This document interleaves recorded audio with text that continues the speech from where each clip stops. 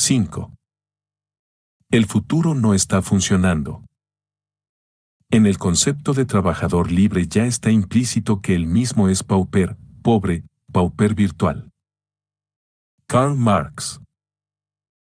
Hasta ahora hemos argumentado que la izquierda contemporánea se inclina por una política folk que no es capaz de emprender un viraje en contra del capitalismo global.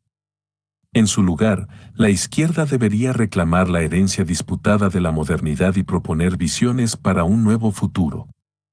Sin embargo, es imperativo que su visión de un nuevo futuro esté basada en tendencias que en realidad existan.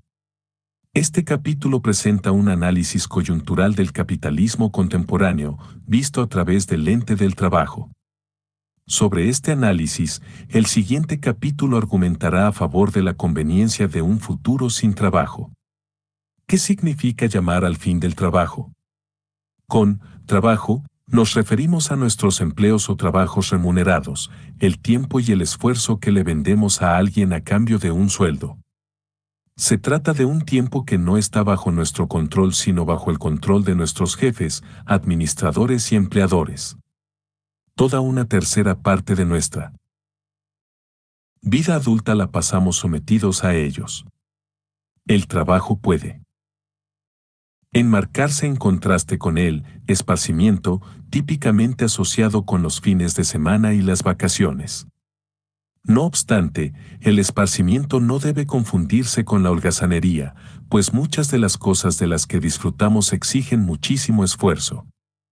Aunque las hagamos por elección propia, aprender a tocar un instrumento musical, leer literatura, socializar con amigos o practicar un deporte son actividades que implican diversos grados de esfuerzo. De ahí que un mundo postrabajo no sea un mundo de holgazanería, antes bien, es un mundo en el que la gente ya no está atada a su empleo sino que es libre de crear su propia vida.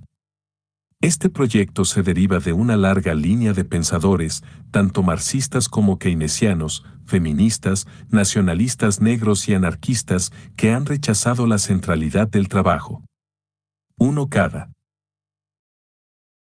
a su manera, esos pensadores han buscado liberar a la humanidad de la monotonía del trabajo, la dependencia del trabajo remunerado y la sumisión de nuestra vida a un jefe. Han luchado por abrir el reino de la libertad, a partir del cual la humanidad podrá continuar con su proyecto de emancipación. Si bien los objetivos generales de este proyecto tienen una larga serie de precedentes, los avances más recientes del capitalismo renuevan la urgencia de estos temas. La rápida automatización, las poblaciones excedentes en crecimiento y la imposición continuada de la austeridad aumentan la necesidad de repensar el trabajo y prepararse para las nuevas crisis del capitalismo. Así como la Sociedad Montpellier inauguró la crisis del keynesianismo y preparó un conjunto integral de respuestas, la izquierda debería prepararse para la siguiente crisis del trabajo y las poblaciones excedentes.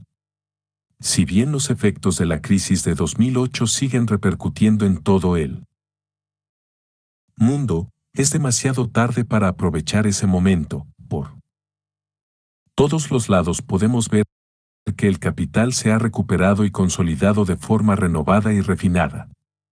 Ahora la izquierda debe prepararse para la próxima oportunidad.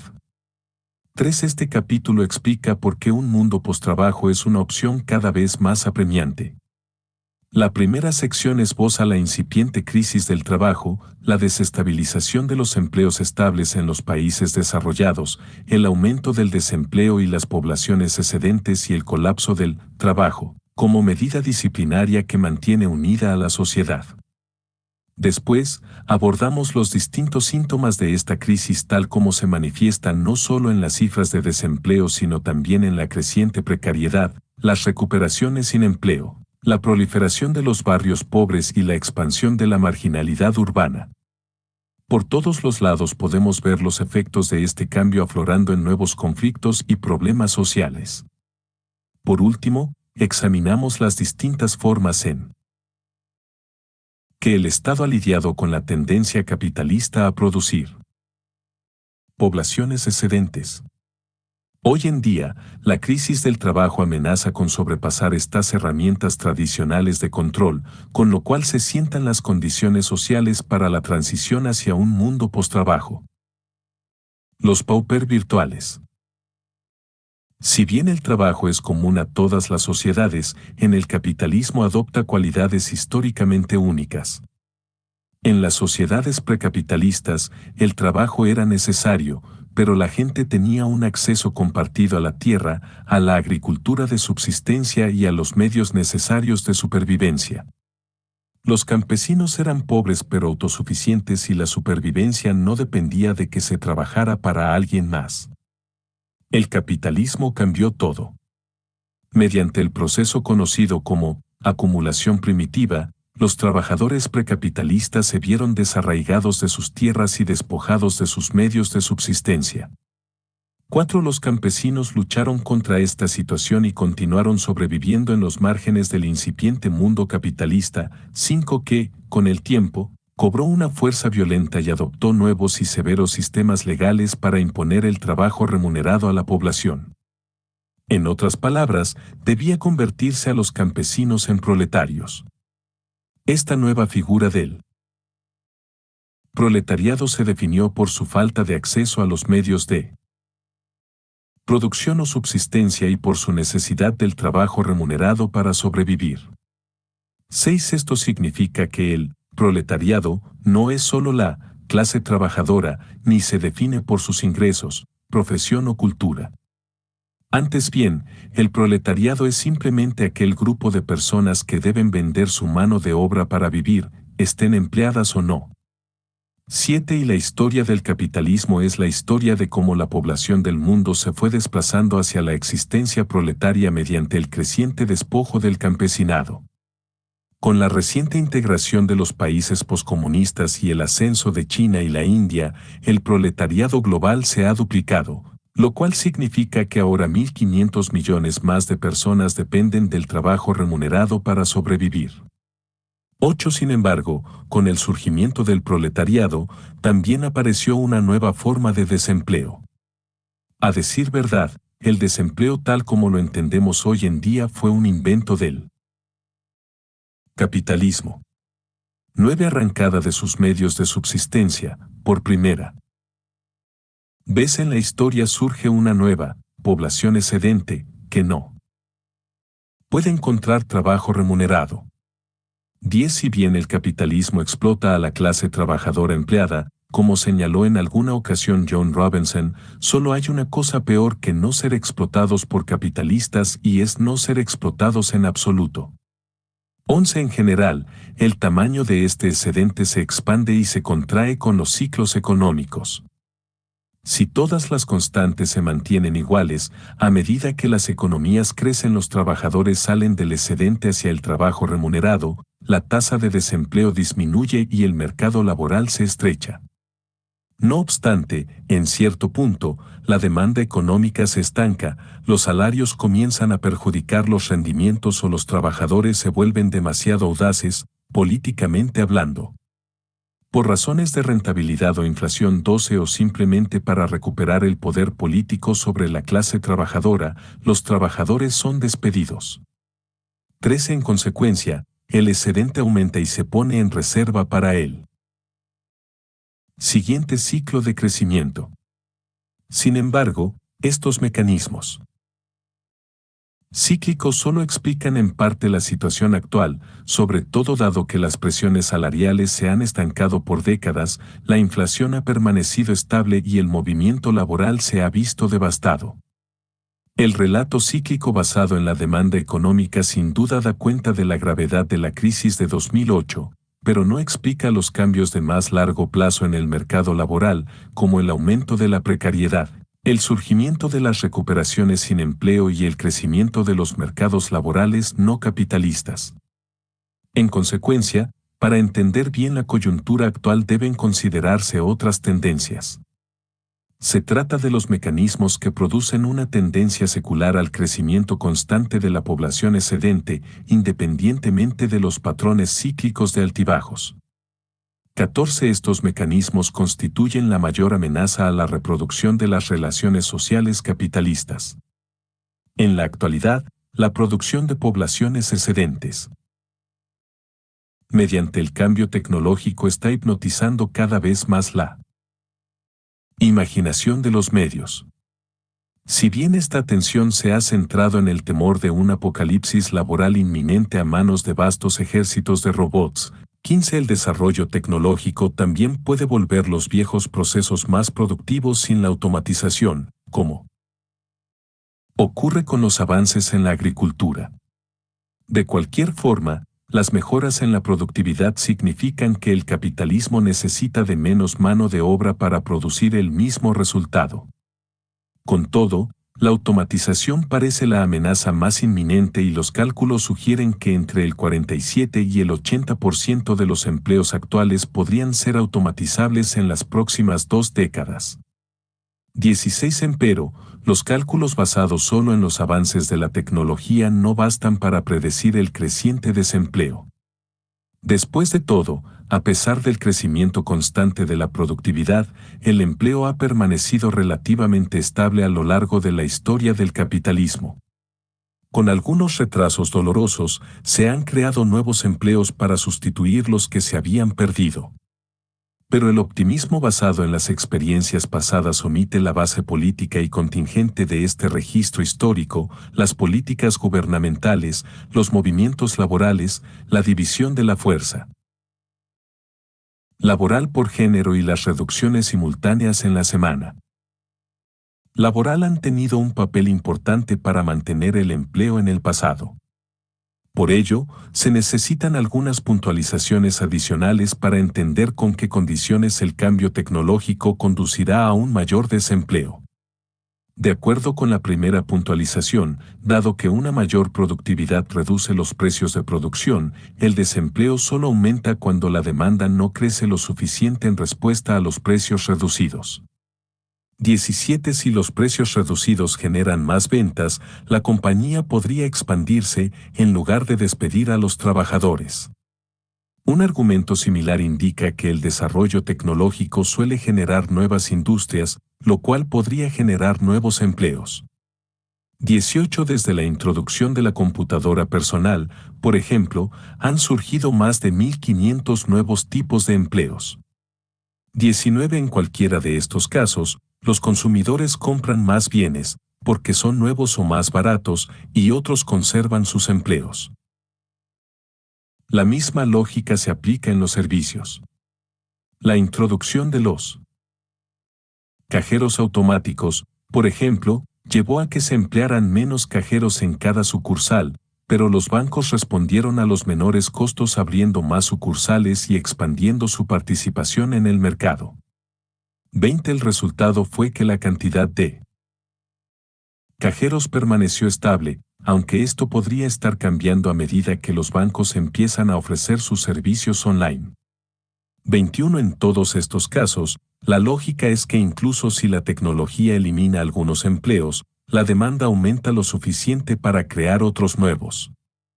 En una segunda situación, el cambio tecnológico alcanza tal velocidad que una porción cada vez mayor de la población pierde la capacidad de mantenerse lo bastante actualizada.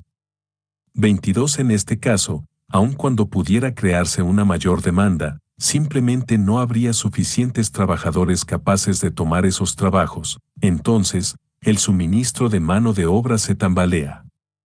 23. La velocidad de la difusión y el cambio tecnológico podría convertir a segmentos enteros de la población en excedentes obsoletos. En una tercera situación, las tecnologías que ahorran trabajo pueden ser de uso tan general que se difunden por toda la economía, con lo cual disminuye la demanda general de mano de obra. 24. En esta circunstancia, aun si se crearan nuevas industrias, se necesitaría cada vez menos mano de obra porque esas tecnologías tienen un amplio rango de aplicabilidad. 25. Si se da cualquiera de las condiciones anteriores, el cambio tecnológico podría conducir a un mayor desempleo. Como veremos, hay buenas razones para creer que varias de esas condiciones están dándose. Sin embargo, si bien en la actualidad el desempleo tecnológico es la razón más importante del incremento en las poblaciones excedentes, no es la única. Otro mecanismo que cambia activamente el tamaño del excedente es uno que ya mencionamos, la acumulación primitiva. 26. Esta no es solo una historia fundacional del capitalismo, sino también un proceso continuado que implica la transformación de las economías de subsistencia precapitalistas en economías capitalistas. Por distintos medios, un campesinado pobre pero autosuficiente se ve forzado a dejar sus tierras y a depender del trabajo remunerado para sobrevivir. Como hemos visto, con la globalización, este proceso se aceleró e hizo que el proletariado se duplicara. El suministro de mano de obra rural con que China puede contar está mermando, pero la integración de África y el sur de Asia significa que el suministro mundial de mano de obra sigue aumentando a pasos agigantados. 27. El resultado es una nueva fuerza de trabajo vasta y global que depende de la creación de una cantidad igualmente vasta de nuevos empleos.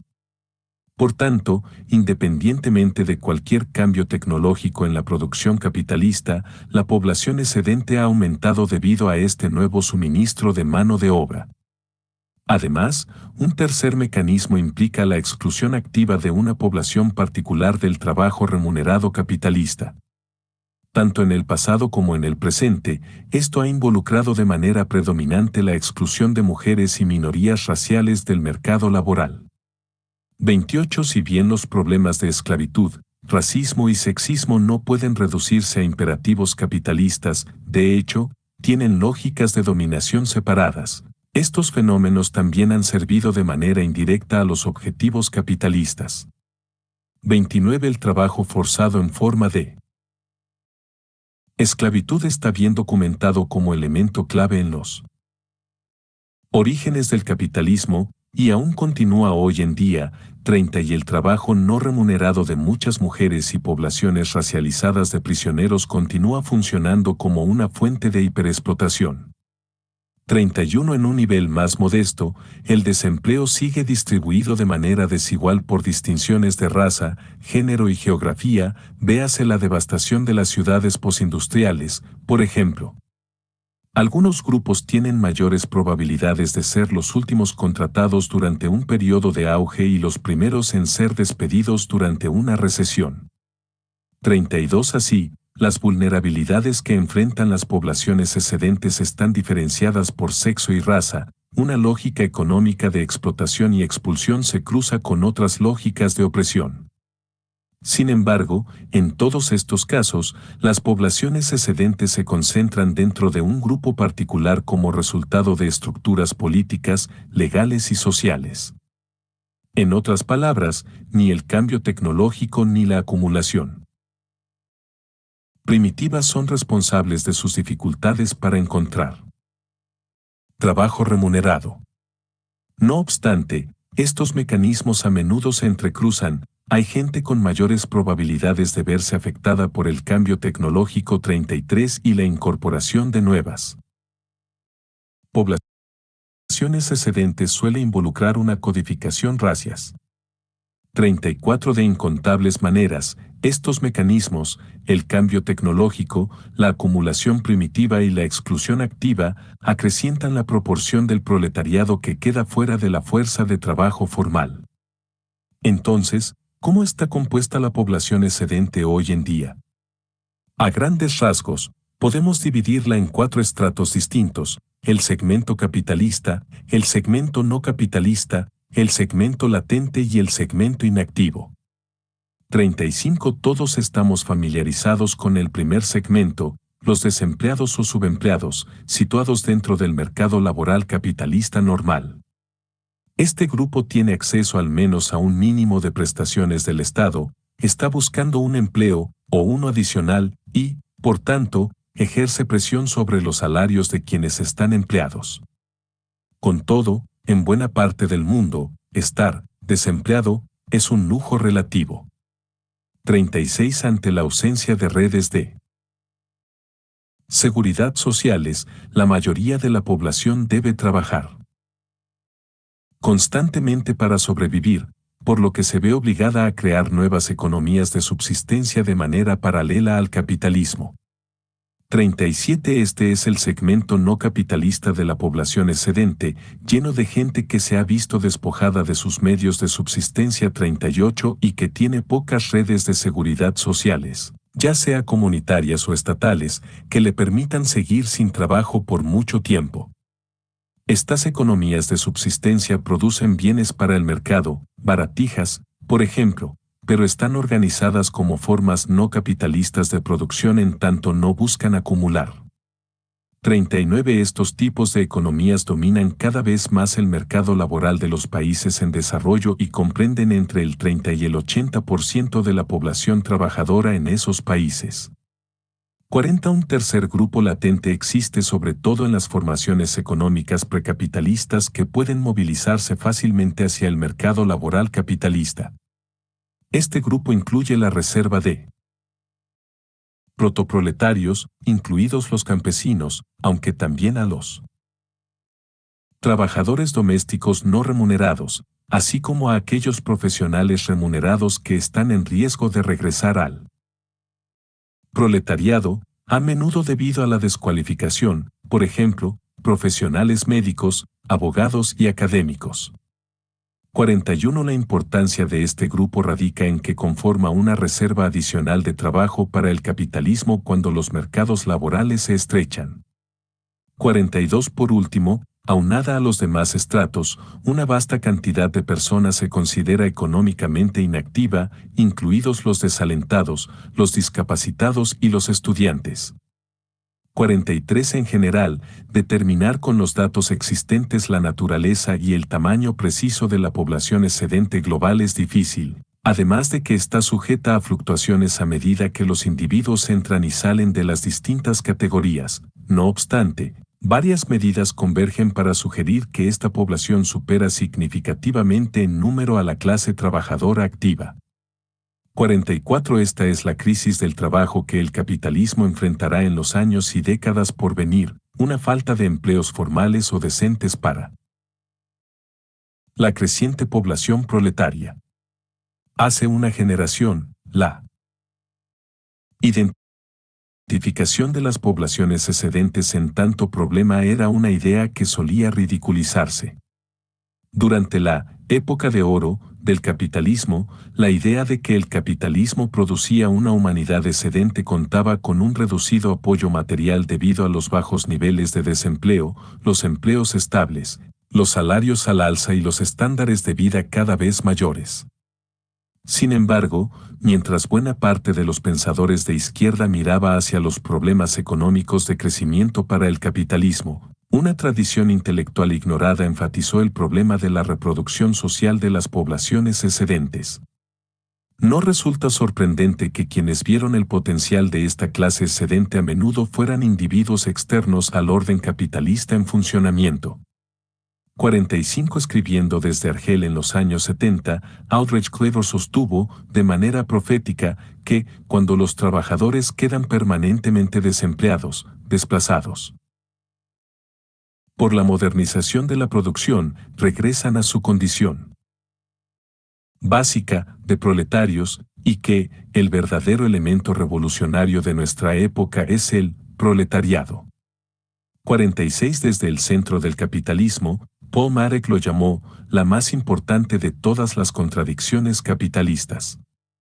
47. En fechas más recientes, los teóricos de la comunización han hecho contribuciones importantes al análisis de la crisis del trabajo remunerado, y Frederick Jameson sostuvo que El Capital no es un libro de política y ni siquiera es un libro sobre el trabajo, es un libro sobre el desempleo. 48. A decir verdad, a menudo se olvida la afirmación de Marx en torno a que la expulsión de las poblaciones excedentes era parte de la ley general absoluta de la acumulación capitalista. 49. Tras la crisis de 2008 y el aletargamiento continuado del mercado laboral, no resulta sorprendente que el tema de las poblaciones excedentes vuelva a aparecer. Con el cambio tecnológico avanzando a pasos agigantados, el ya enorme porcentaje de humanidad excedente parece listo para acrecentarse. La base social misma del capitalismo como sistema económico, la relación entre el proletariado y los empleadores, con el trabajo remunerado como mediador, se está desplomando. La desgracia de no ser explotado. Como hemos visto, el porcentaje de la fuerza de trabajo global que está empleado en el trabajo remunerado formal es muy pequeño y las cifras solo han disminuido tras la crisis de 2008. Los síntomas más obvios de esta población excedente en aumento se ven reflejados en los cambios a largo plazo en las estadísticas de desempleo. En la época inmediatamente posterior a la posguerra, un desempleo del 1 o 2% se consideraba un objetivo viable en los países desarrollados. En los años 50 y 60, el desempleo en el Reino Unido y Estados Unidos rondaba el 2%, mientras que en Alemania estaba incluso por debajo del 1%. 50 desde entonces, en cada década se ha experimentado un incremento en los niveles aceptables de desempleo, combinado con disminuciones en el crecimiento del empleo. 51 hoy en día, la Reserva Federal considera que el 5,5% es el índice de desempleo óptimo a largo plazo, más del doble de los niveles de posguerra. 52 en Estados Unidos, el porcentaje de hombres que no trabajan se ha triplicado desde finales de la década de 1960 y, a pesar de haber comenzado en una tasa mucho más alta, el porcentaje de mujeres también se ha incrementado. 53 La proporción de personas empleadas ha descendido vertiginosamente y la población excedente en general ha ido aumentando de manera consistente en décadas recientes. 54 En el ámbito global, el índice de desempleo ha seguido aumentando tras la crisis de 2008, en términos tanto absolutos como relativos. 55 El índice global de creación de empleos ha permanecido significativamente menor, ha generado en buena parte empleos de media jornada y se pronostica que continúe con esta tendencia aletargada. 56 Mientras tanto, los índices de participación de la fuerza laboral han ido descendiendo a nivel global durante décadas y se espera que sigan bajando durante otras tantas. 57 Sin embargo, estas estadísticas son solo la punta del iceberg. La crisis laboral y los efectos de las poblaciones excedentes se ven reflejados no solo en estas medidas directas sino también en una serie de consecuencias más sutiles e indirectas. Una de estas, la creciente precariedad, ha llegado a ejemplificar el mercado laboral neoliberal en las economías en desarrollo. 58 En relación con las carreras estables y bien pagadas de las generaciones anteriores, los empleos actuales suelen exigir más horas de trabajo esporádico, salarios bajos y estancados, menor protección laboral e inseguridad generalizada. 59 Esta tendencia hacia la precariedad tiene varias causas, pero una de las principales funciones de una población excedente es que permite a los capitalistas presionar más a los pocos que tienen la suerte de tener un trabajo. 60 A medida que el excedente va aumentando y el mercado laboral se debilita, más trabajadores compiten por menos trabajos y el poder pasa a los empleadores. La amenaza de trasladar una fábrica, por ejemplo, solo es posible con una superabundancia de mano de obra global. El resultado es que los empleadores ganan fuerza sobre los trabajadores y la calidad de los empleos disminuye, complementando la cantidad medida por las estadísticas de desempleo. Esto es exactamente lo que hemos visto en las décadas más recientes. En toda Europa, la intensidad del trabajo ha aumentado, en términos tanto de velocidad como de exigencia.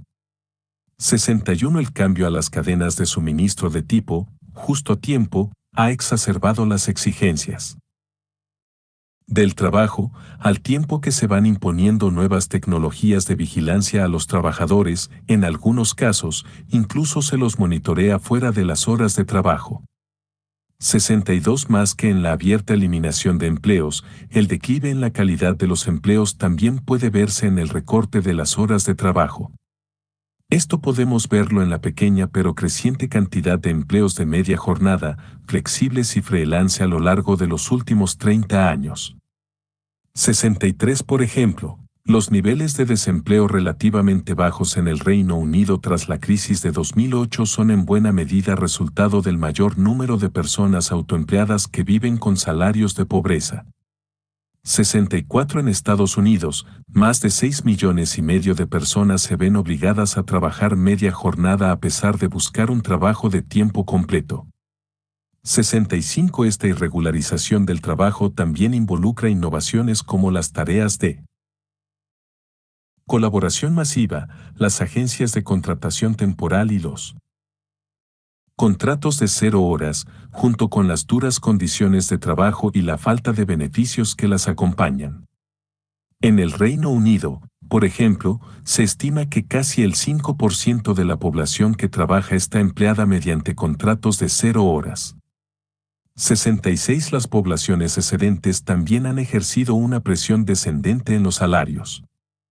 Algunos cálculos sugieren que cada 1% de incremento en la debilidad del mercado laboral se asocia con un 1,6% de incremento en la desigualdad de ingresos. 67 Tanto el estancamiento de los salarios reales como la participación a la baja de los ingresos invertidos en mano de obra están vinculados con un suministro excesivo de esta última.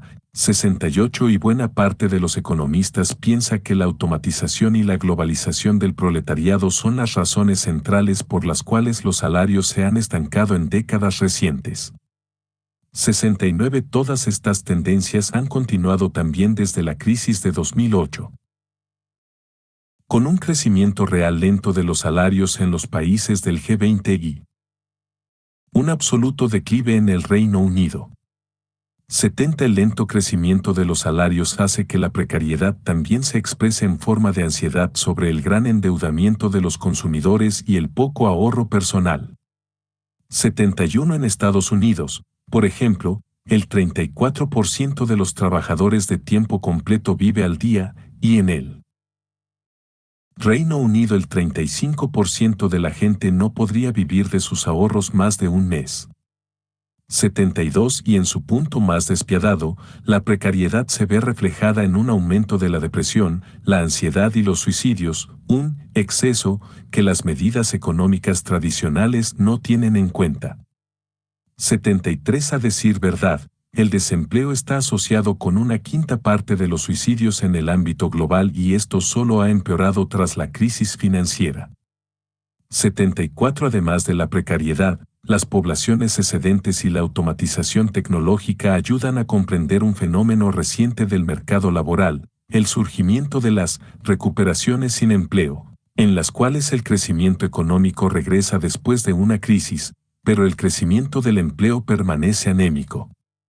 75 Estas recuperaciones se han convertido en la norma para la economía de Estados Unidos. 76 Y, desde la década de 1990, la tendencia ha sido hacia recuperaciones sin empleo cada vez más largas.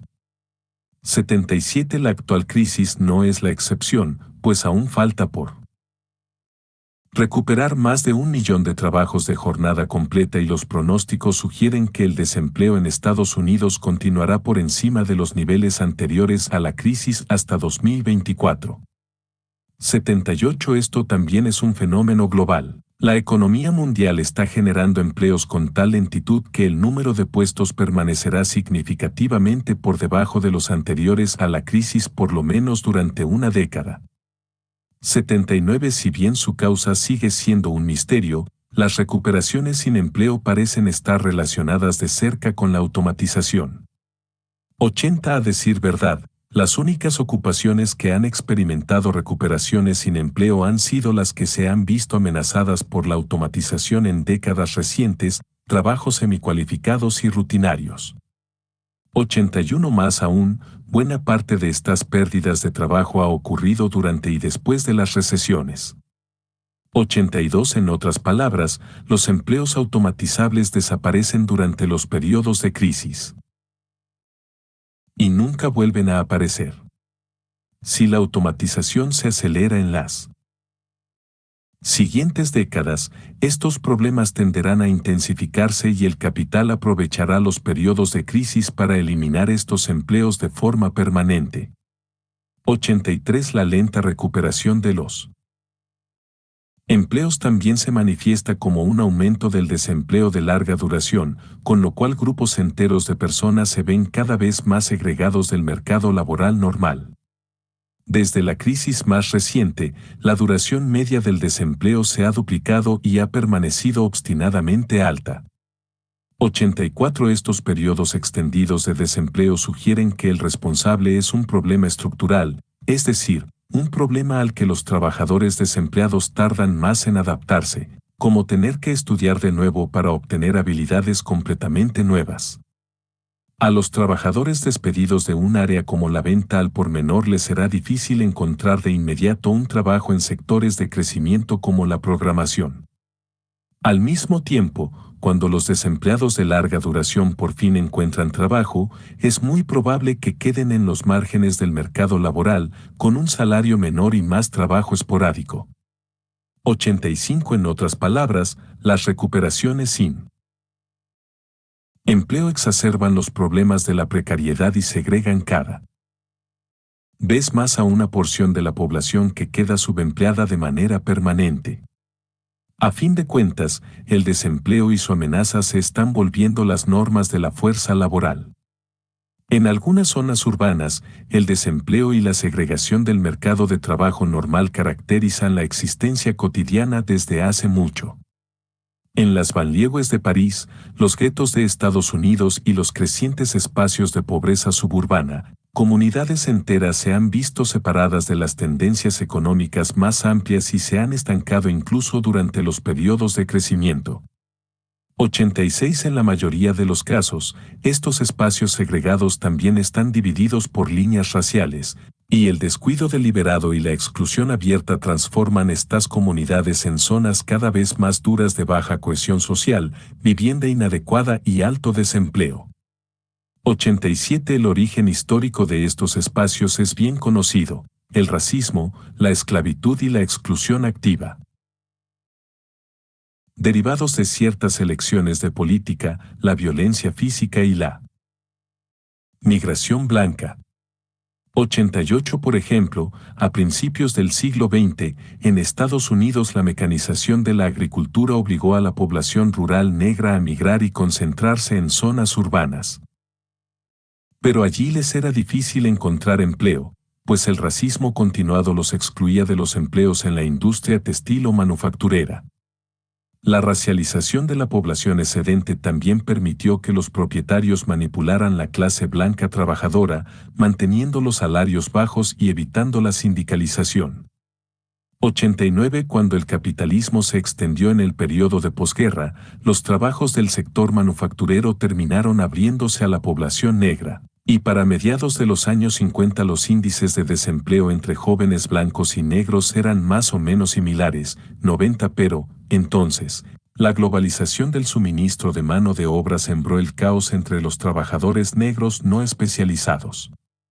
Dado que los trabajos de manufactura comenzaron a enviarse a otros países o a automatizarse, esos trabajadores se vieron desproporcionadamente afectados por la desindustrialización. 91 Los trabajos industriales salieron de los centros urbanos y fueron sustituidos por trabajos en el sector de servicios, a menudo ubicados en zonas suburbanas distantes.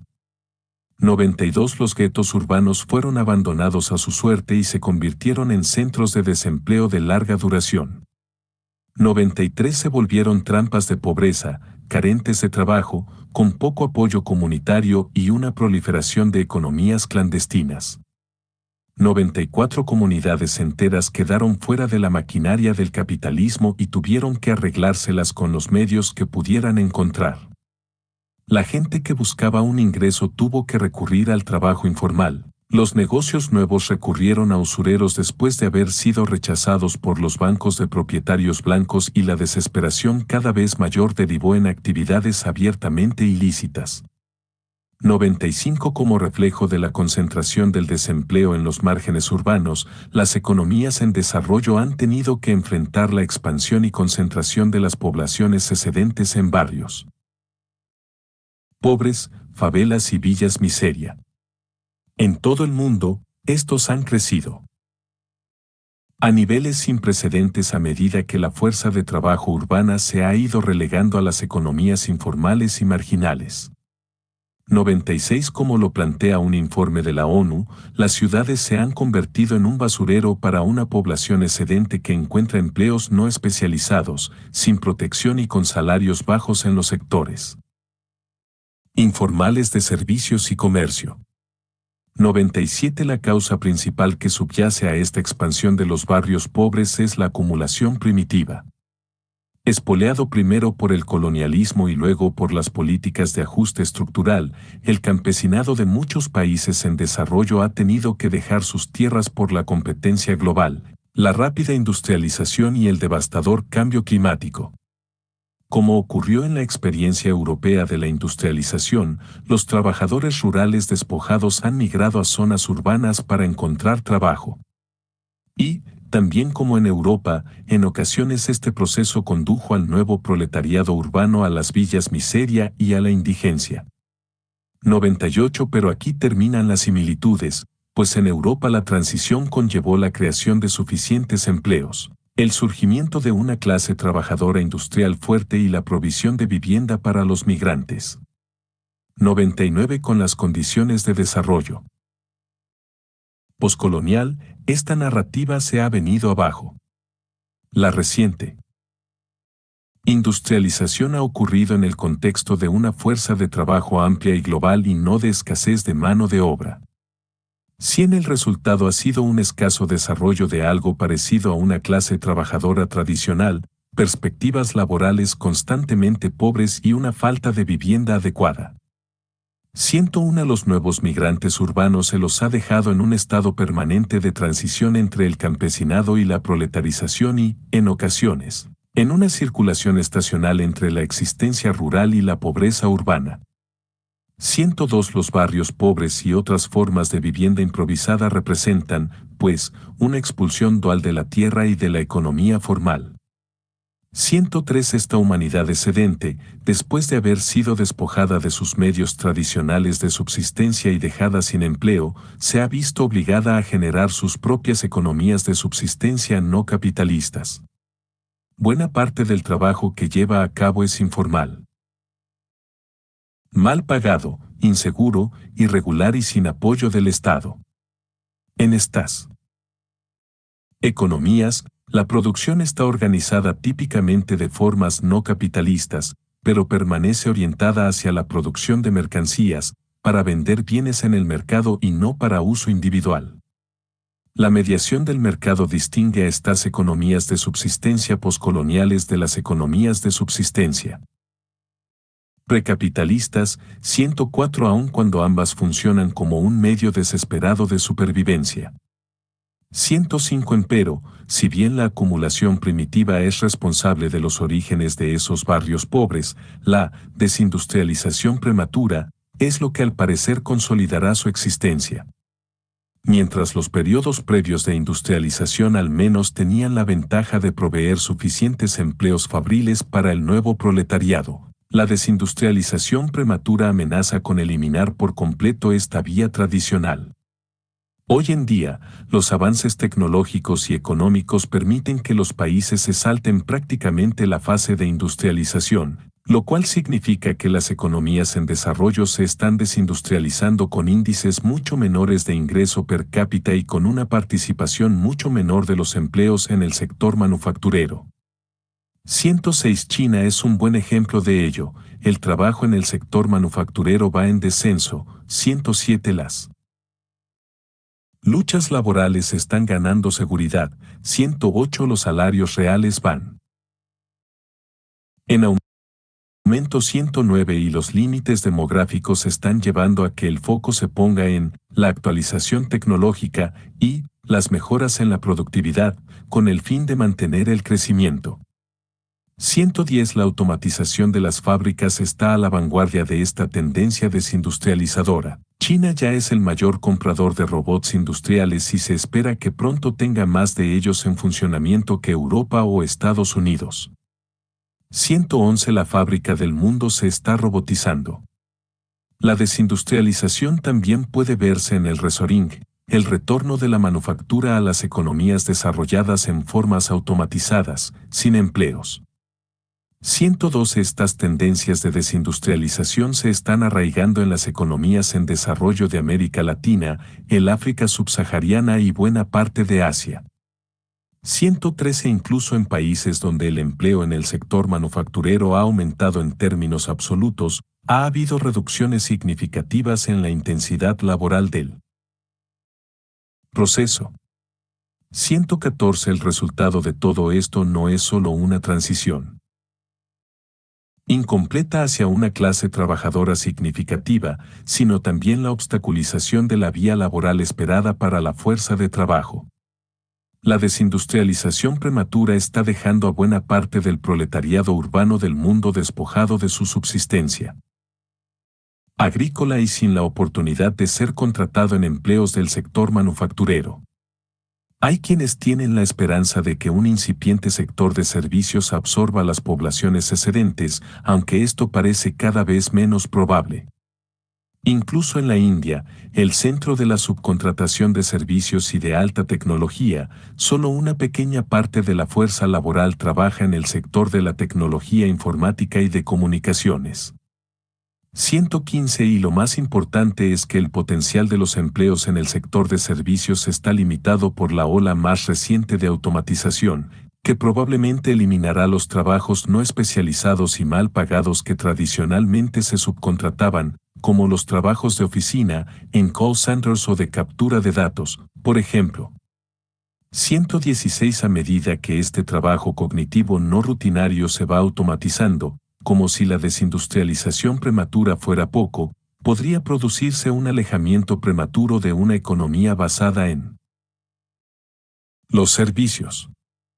Esto significa que las tendencias tecnológicas emergentes podrían consolidar el mantenimiento de sectores importantes de la humanidad dentro de barrios pobres y economías informales no capitalistas.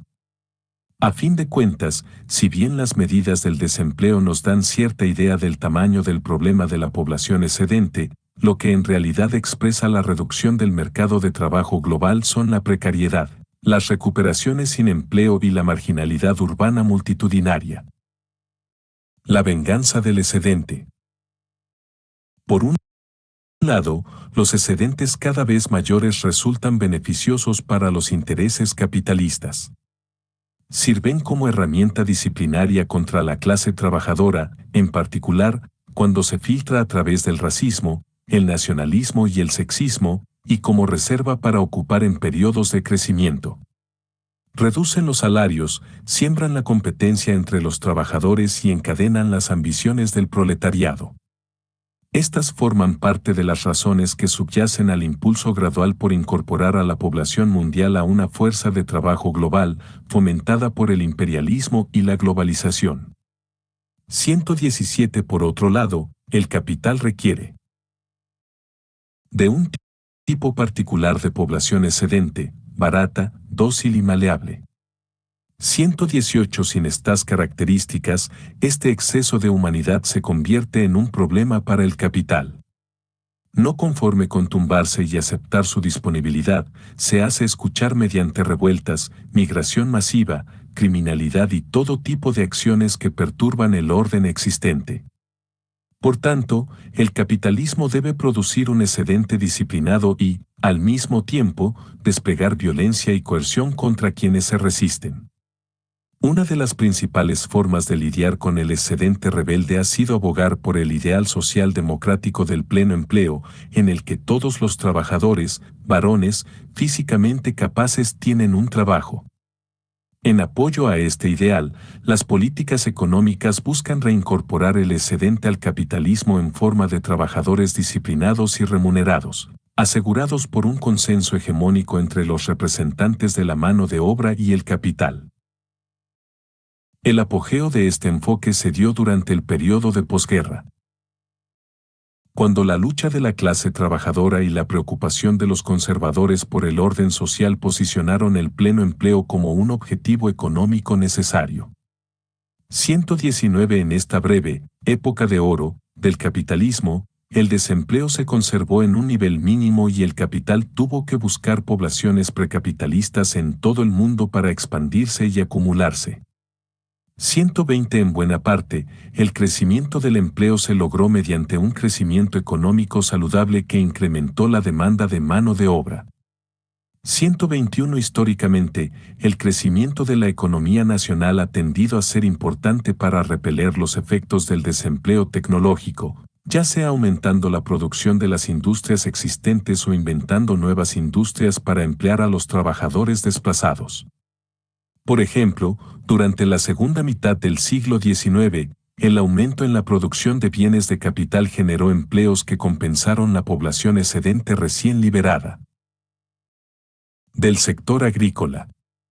122 En las épocas de preguerra y posguerra, el crecimiento de los empleos manufactureros se mantuvo gracias al aumento del consumismo de masas y a los incrementos en el gasto militar de los gobiernos. 123 En la actualidad, podemos ver intentos similares por generar nuevos mercados mediante la acumulación por despojo, es decir, la conversión de bienes públicos o comunes en mercancías privatizadas y monetizadas. Sin embargo, si se quiere que los aumentos en la demanda laboral sean exitosos, se requiere el suministro adecuado de mano de obra, lo cual implica la existencia de una fuerza de trabajo cada vez más especializada. La educación ha sido el principal medio para lograr esto. La educación secundaria, por ejemplo, tiene sus orígenes en los esfuerzos por producir más trabajadores especializados.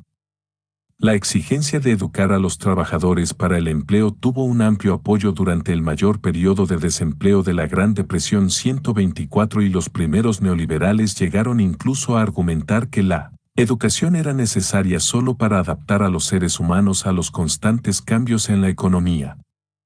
125 Hoy en día, las áreas de crecimiento del mercado laboral tienden a situarse en trabajos especializados, no rutinarios y cognitivos. 126 Ello significa que cualquier intento por lograr el pleno empleo requiere, de manera cada vez más notoria, nuevas capacidades de los trabajadores, una exigencia que ayuda a explicar los agresivos esfuerzos por reducir la educación superior a una formación laboral glorificada. 127 El objetivo general de la sociedad se convierte en la producción de sujetos competitivos que se someten a un constante proceso de mejora en un esfuerzo interminable por lograr que se los considere empleables. 128 La exigencia de que los trabajadores se pongan al día constantemente y que las políticas apoyen el crecimiento económico saludable son componentes necesarios para impulsar el pleno empleo. 129 Sin embargo, si bien los llamados por un mayor número de empleos siguen siendo ubicuos desde un punto de vista ideológico, la viabilidad práctica del pleno empleo ha desaparecido en gran medida.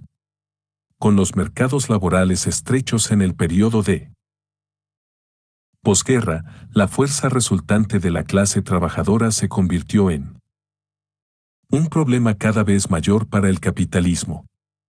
En particular, la crisis de la estanflación en los años 70 brindó una oportunidad de revertir la prioridad otorgada al empleo.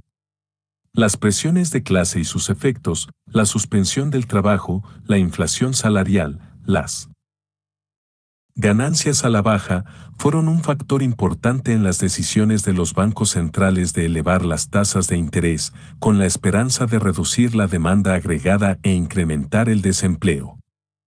130 A decir verdad, con el tiempo, el principal asesor económico de Thatcher aceptó que la guerra contra la inflación era en realidad una guerra contra la clase trabajadora. 131 La estrecha política monetaria de principios de los años 80 fue, entonces, un esfuerzo por socavar el poder de la clase trabajadora, aumentar el desempleo a una tasa aceptable para el capital y terminar con el sueño del pleno empleo. Sin embargo, aun cuando no se hubiera atacado el pleno empleo, este habría requerido de un fuerte crecimiento económico, una condición que parece cada vez menos probable para la economía global. En años recientes, el crecimiento global ha sido significativamente menor que durante el periodo anterior a la crisis. 132 economistas de todo el espectro político advierten que los cambios fundamentales de la economía conllevan el estancamiento del crecimiento en un estado permanentemente menor. 133 más aún, las empresas que encabezan los sectores de crecimiento, como Facebook, Twitter e Instagram, no son capaces de generar trabajos en la misma escala que empresas clásicas como Ford y GM. 134 De hecho, las nuevas industrias solo están empleando un 0,5% de la fuerza laboral estadounidense, difícilmente un récord inspirador de generación de empleo. 135 Y, tras un declive constante, el negocio nuevo promedio genera un 40% menos de empleos que hace 20 años. 136 El viejo plan socialdemócrata para alentar el empleo en las nuevas industrias se tambalea frente a las empresas de baja intensidad laboral y el titilante crecimiento económico. Aún así, podríamos imaginar que, con la presión política y las políticas adecuadas, el retorno al pleno empleo podría ser posible. 137 No obstante, dado que el auge de la época socialdemócrata requería la exclusión de las mujeres de la fuerza laboral remunerada, deberíamos preguntarnos si el pleno empleo en realidad fue posible. En algún momento. Si bien el pleno empleo sigue operando solo como una mistificación ideológica, su normalización del trabajo aún se extiende a los desempleados. Un ejemplo cada vez más insidioso de ello es la transformación de los beneficios sociales y el ascenso de los programas de trabajo para desempleados, es decir, obligar a la gente a trabajar para recibir beneficios. Como reflejo de la suerte mudable del pleno empleo, el desempleo ha estado gobernado desde hace tiempo por distintas ideas. 138 Los enfoques iniciales veían el desempleo como un accidente individual, algo que podía mitigarse con soluciones que involucraran algún tipo de seguro. Sin embargo, este enfoque se vio abrumado por el desempleo masivo de la Gran Depresión y, en consecuencia, el desempleo llegó a ser visto como un problema estructural y de varones. El movimiento laboral se convirtió en un movimiento del empleo y los gobiernos adoptaron políticas de bienestar y pleno empleo como respuesta parcial. En la actualidad, muchas de las transformaciones que está experimentando el estado de bienestar pueden entenderse como un intento por revivir la función disciplinaria de los desempleados. Su mano de obra gratuita, en la forma de programas de trabajo para los desempleados, actúa para contener los salarios y amenazar los trabajos de los empleados. La figura de buscador de empleo le impone una norma de trabajo a todos, y los ataques a los beneficios por discapacidad convierten incluso a quienes están fuera de la fuerza laboral en un ejército de reserva de trabajadores potenciales. 139 Los desempleados deben cumplir con una lista cada vez más larga de condiciones para obtener beneficios mínimos, asistir a cursos de formación, solicitar trabajo de manera constante, escuchar consejos e incluso trabajar gratis. El aumento de la vigilancia y el control están concebidos para producir una población excedente no solo obediente, especializada y flexible, sino que ejerza presión sobre quienes están empleados. Por tanto, realmente no importa si estos esquemas reducen el desempleo o no, dado que su objetivo es otro.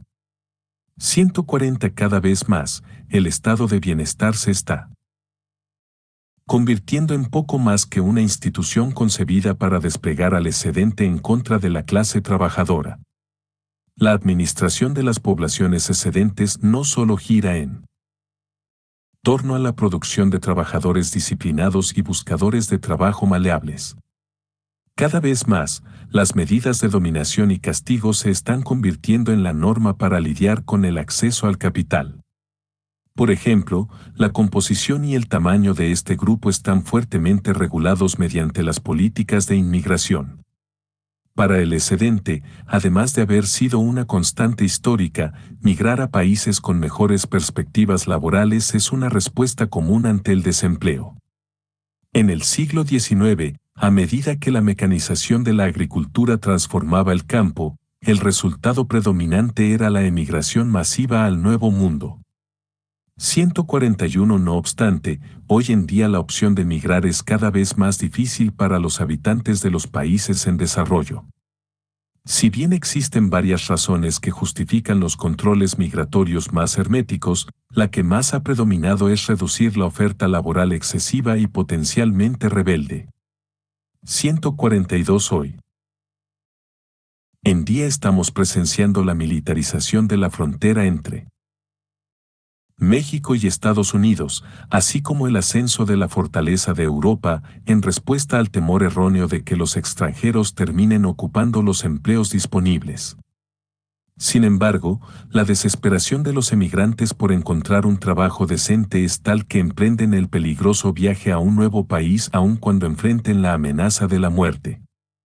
El resultado es que durante los últimos 15 años han muerto más de 22.000 migrantes que intentaban llegar a Europa, más que los 6.000 que han muerto tratando de cruzar la frontera entre México y Estados Unidos y que los más de 1.500 que buscaban llegar a Australia.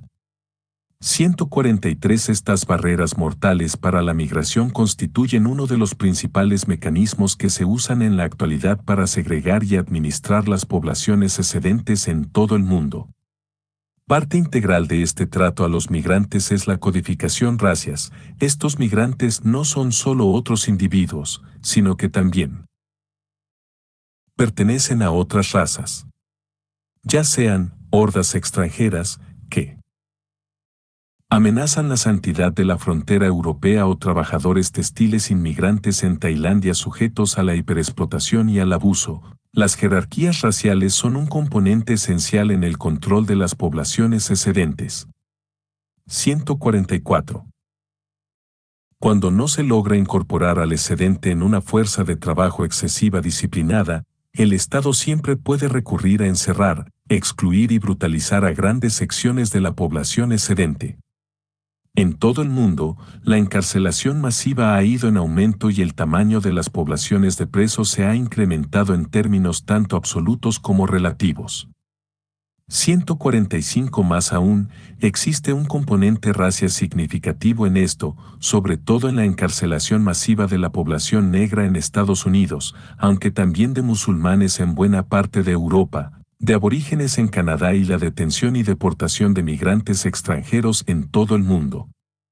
146 Estos sistemas de encarcelación masiva deben entenderse como algo que va más allá de las prisiones, pues comprenden toda una red de leyes, tribunales, políticas, costumbres y reglas que funcionan para subyugar a un grupo de personas.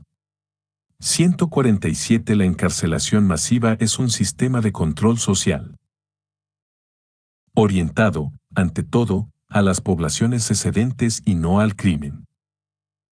Por ejemplo, el aumento del desempleo en el sector manufacturero está asociado globalmente con aumentos en el empleo de policía. 148 A medida que el ejército de reserva crece, también crece el aparato punitivo del Estado. De igual forma, la expansión de los centros de detención de inmigrantes responde a la desaparición de las economías de subsistencia y a la formación de un proletariado móvil. 149 Quienes no están dispuestos a vivir en barrios pobres buscan mejores oportunidades en otros lugares, solo para ser encerrados o abandonados a su suerte en el Mediterráneo. El sistema estadounidense es quizá el ejemplo más claro de cómo se entrelazan las poblaciones excedentes y la vigilancia policíaca. El aumento bien documentado de la encarcelación masiva en las últimas décadas no fue una respuesta a mayores índices de crimen, 150, sino más bien a la proliferación de guetos de desempleados y a los avances del movimiento por los derechos civiles. La naturaleza racializada de este sistema es bien conocida, pero los criterios de encarcelación no pueden entenderse por completo sin hacer referencia a la clase y a las poblaciones excedentes. Por ejemplo, a las poblaciones negras de clase media y alta suele dejárselas tranquilas, 151, mientras que la amplia mayoría de la población en las prisiones consiste en pobres, con trabajo o sin él. 152 De igual manera, las disparidades en la encarcelación en términos de clase supera las disparidades entre razas. 153 y el aumento de la encarcelación masiva de negros coincide con la reducción de empleos para esa misma población. 154 De hecho, la naturaleza racias de la encarcelación masiva en Estados Unidos se deriva, exclusivamente, del encierro en extremo desproporcionado de las poblaciones negras de clase baja. 155 Así, la encarcelación masiva se ha convertido en un medio para controlar y lidiar con ese excedente que se ha visto excluido del mercado laboral y ha quedado en la pobreza. Espacialmente concentrados en los guetos de los barrios pobres, esos grupos se convirtieron en blanco fácil del control estatal. Esto se cruza con la raza, por supuesto, dado que los orígenes de los guetos de desempleados residen en la exclusión activa de la población negra de Estados Unidos. De muchas formas, el sistema carcelario perpetúa el legado de la esclavitud, de Jim Crow y los guetos, sustituyendo muchas de sus funciones con un nuevo sistema de exclusión. 156 No obstante, la clase nos permite ver una distinción. Mientras esos sistemas anteriores de control social explotaban la mano de obra gratuita e intentaban transformar a las poblaciones negras en una fuerza de trabajo disciplinada, el sistema de prisión moderno está concebido en buena medida para excluir y controlar a la población excedente. 157 Debido a las repercusiones de los antecedentes penales, el sistema carcelario trae consigo una triple exclusión del capital cultural y educativo, de la participación política y de la ayuda pública. 158 El resultado final es que la encarcelación inicia un círculo vicioso con los pobres urbanos que quedan desempleados y no pueden encontrar un empleo, de manera que estos grupos se reproducen interminablemente como algo externo al capital. 159 En lugar de reformar, educar y reintegrar a los prisioneros a la sociedad capitalista, se establecen sistemas retorcidos para mantenerlos fuera de ella y prevenir su reincorporación al trabajo remunerado normal después de salir de prisión. En casos extremos, estas poblaciones se vuelven sencillamente desechables y quedan ubicadas fuera de la sociedad normal y sujetas a la violencia gratuita.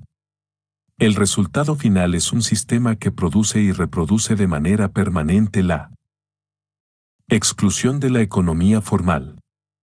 Estas poblaciones se consideran desechables y están sujetas a toda la brutalidad policíaca y violencia estatal que pueda exhibirse en su contra. Así pues, estamos ante una amplia gama de mecanismos, desde la integración disciplinada hasta la exclusión violenta, que el Estado y el capital utilizan para lidiar con las poblaciones excedentes. La crisis del trabajo. Como hemos visto, existe una creciente población de gente ubicada fuera del trabajo formal y remunerado que se las arregla con prestaciones sociales mínimas, trabajo informal de subsistencia o medios ilegales. En todos los casos, la vida de esta gente se caracteriza por la pobreza, la precariedad y la inseguridad. Sencillamente, no hay empleos para todos. A medida que el orden hegemónico predicado sobre empleos decentes y estables se viene abajo, es más probable que el control social recurra a medidas cada vez más coercitivas, programas de trabajo más duros para desempleados, mayor antagonismo en torno a la inmigración, controles más estrictos sobre el movimiento de las personas y encarcelación masiva para quienes se resisten a ser relegados. Esta es la crisis del trabajo que enfrentan el neoliberalismo y las poblaciones excedentes que conforman buena parte de la fuerza laboral en el mundo, con el potencial para la automatización extensiva del trabajo. Tema que abordaremos más a fondo en el siguiente capítulo. Es probable que veamos las siguientes tendencias en los años por venir.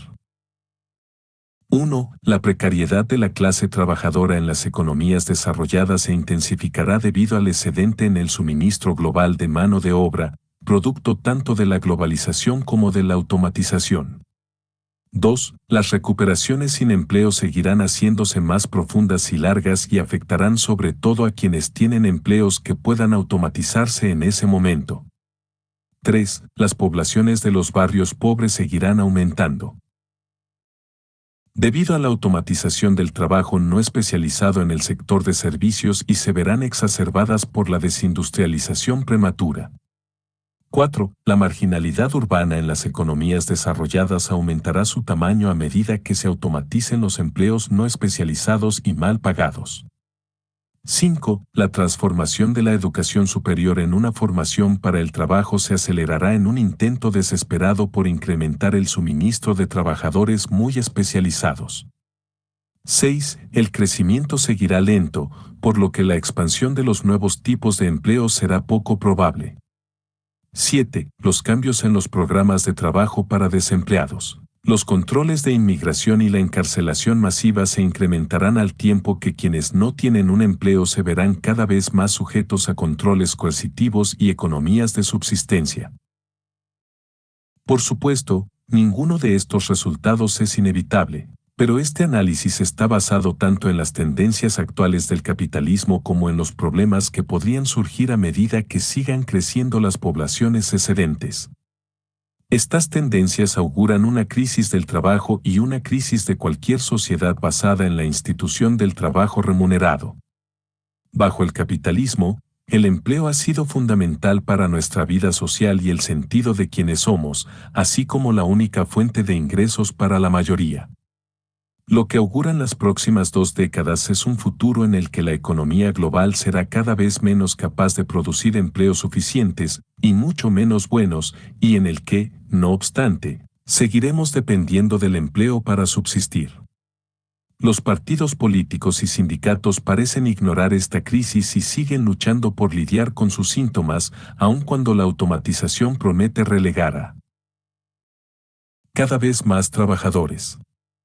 Frente a estas tensiones, el proyecto político de la izquierda del siglo XXI debe ser construir una economía en la que la gente ya no dependa del trabajo remunerado para sobrevivir. Como argumentaremos en los siguientes capítulos, esta lucha puede y debe abarcar diversos enfoques. Ello significa crear ideas hegemónicas en torno a la obsolescencia del trabajo monótono, desplazar los objetivos de los sindicatos de la resistencia ante la automatización a los trabajos compartidos y a las semanas de trabajo reducidas. 160 demandar subsidios gubernamentales para la inversión en automatización y aumentar el costo de la mano de obra para el capital. 161 junto con muchas otras opciones. 162 significa oponerse a la expulsión de las poblaciones excedentes y atacar los mecanismos utilizados para controlarlas. La encarcelación masiva y el sistema racializado de dominación asociado a ella deben abolirse. 163 y los mecanismos espaciales de control, que van desde los guetos hasta los controles fronterizos, deben desmontarse para garantizar el libre movimiento de las personas. El estado de bienestar debe defenderse, no como un fin en sí mismo sino como un componente necesario de una sociedad post-trabajo más amplia. El futuro permanece abierto y decidir qué dirección tomará la crisis del trabajo es precisamente la lucha política que enfrentamos.